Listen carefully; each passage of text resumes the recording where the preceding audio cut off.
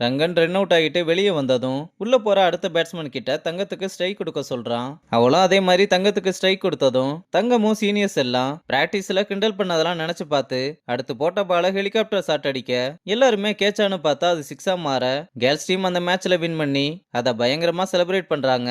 மணியும் வந்து தங்கத்துக்கிட்ட நீ இன்னைக்கு செம்மையா விளாண்ட, அதுலயும் அந்த ஹெலிகாப்டர் ஷாட் எல்லாம் சொல்ல தேவையே இல்ல, யாரு நான் மட்டுமா என்னவே டார்கெட் பண்ணி அடிச்சிட்டேல, உண்மையாவே நீயும் ஸ்டார் கிரிக்கெட்டர் தான்னு சொல்றா.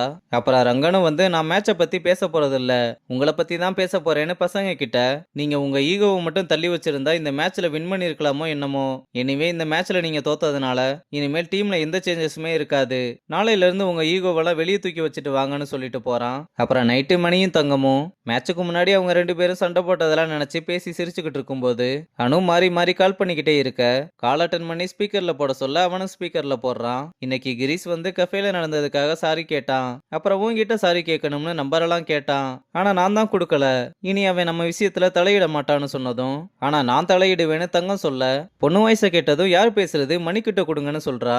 நான் மணியோட கேர்ள் ஃப்ரெண்ட் தங்கம் பேசுறேன், இனிமேல் அவனுக்கு கால் பண்ணி டிஸ்டர்ப் பண்ணாதீங்கன்னு காலை கட் பண்ணி வர்றா.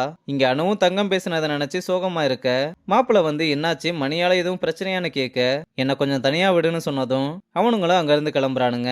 அப்ப மாத்தையனோட ஃப்ரெண்டு வந்து அவங்க கிட்ட கொஞ்சம் கேர்ஃபுல்லா இரு, அவனுங்க உன்னை வச்சு எம்என்சில என்ன நடக்குதுன்னு தெரிஞ்சுக்க பாக்குறாங்கன்னு அவகிட்ட எல்லா விஷயத்தையுமே சொல்றான். இதனால அவளும் கடுப்பாகி வெறுன்னு மாப்பிள்ளை கிட்ட வந்து ஏன் இவ்வளவு சீப்பா நடந்துக்கிற, எம்என்சியில நடக்கிற பிரச்சனைக்கு நீ தான் காரணம்னு போய் ஒழுங்கா ஒத்துக்கோ, இல்லனா நானே உன் பிளானை பத்தி எல்லார்கிட்டயுமே சொல்லிடுவேன்னு பசங்க எல்லாருமே மிரட்டிட்டு போறா. மாப்பிள்ளையும் என்னவே மிரட்டிட்டு போறியா, உன்னை எங்க பாக்கணுமோ அங்க பாத்துக்கிறேன்னு சொல்றான். இங்க பசங்க எல்லாரும் மணியை வைஸ் கேப்டன் ஆக்குறதுக்கான சான்ஸை மிஸ் பண்ணிட்டேமேன்னு ரொம்ப ஃபீல் பண்றானுங்க.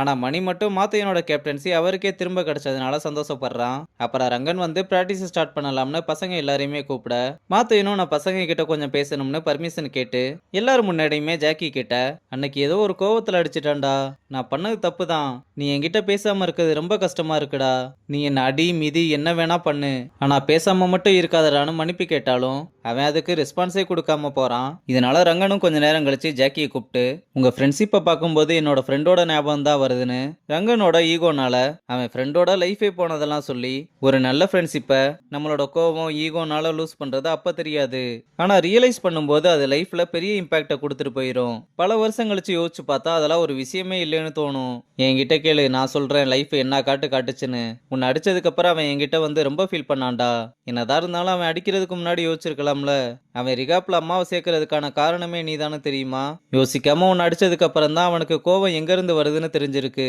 அதுதான் அவன் அம்மாவை ரிகாப்ல சேர்க்க வச்சிருக்கு, இந்த மாதிரி நேரத்துல தான் நீ எல்லாத்தையுமே மறந்துட்டு அவன் கூட நிக்கணும்னு சொல்றான். இங்க ராஜசேகரும் அனுவை கூப்பிட்டு நம்ம யூஸ்வலா மெடிக்கல் செக்அப் பண்ணும்போது உன்னோட ஐசைட் ரொம்ப வீக்கா இருக்குன்னு ரிசல்ட் வந்திருக்கு, இதனால உன் பர்ஃபார்மன்ஸ் ரொம்ப மோசமா இருக்கிறதுனால உன் அகாடமியை விட்டு தூக்குறதுன்னு முடிவு எடுத்துட்டோம்னு சொன்னதும் அகாடமியை விட்டு தூக்குற அளவுக்கு நான் என்ன சார் பண்ணேன், அடுத்த மேட்சுக்குள்ள என்னோட ஃபார்மை கொண்டு வந்துருவேன்னு எவ்வளவு கெஞ்சினாலும் ராஜசேகர் முடியவே முடியாதுன்னு சொல்றான். இதனால அனுவும் ரொம்ப அழுதுகிட்டே என்ன பண்றதுன்னு தெரியாம வெளியே வர்றா.